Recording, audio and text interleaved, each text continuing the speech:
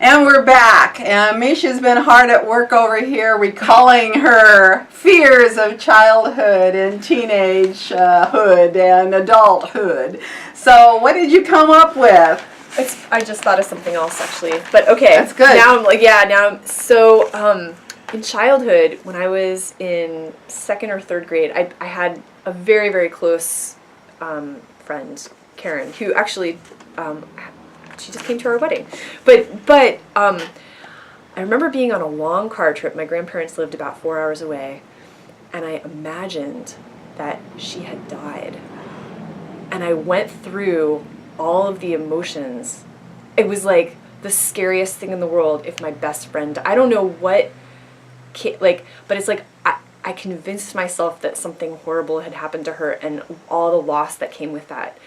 And I think from that, I realized that my mind is very, very powerful. I mean, thankfully, I don't know what, I think we got home and I realized that I was sort of I must have been in a dreaming space. I don't know. It's really interesting. But the fear was self-created. I mean, I really got clarity that, as I'm going through this exercise, but it's a really, I remember that. I remember,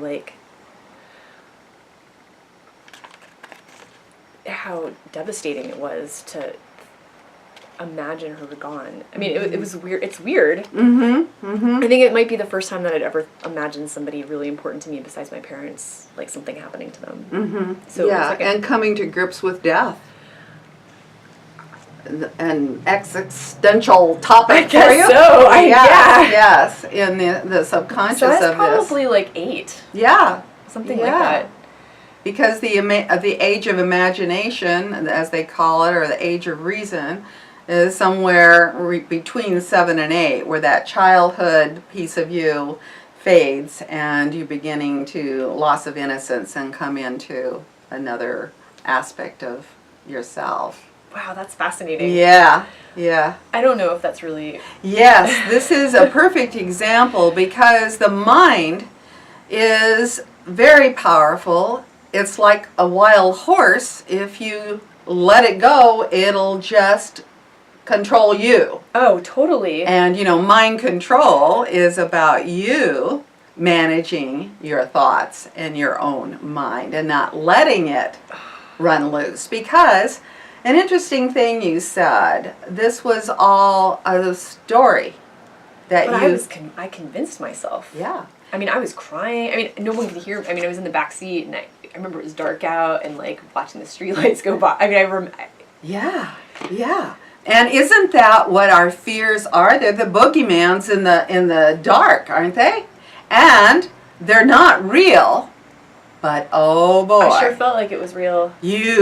Yes, they take on form. And if our fears are focused on long enough and hard enough, some say that they actually manifest as the evil, the entities, whatever you hear about people being possessed with, the demons in the old language of the Bible and so forth. They become solid enough to actually take on form.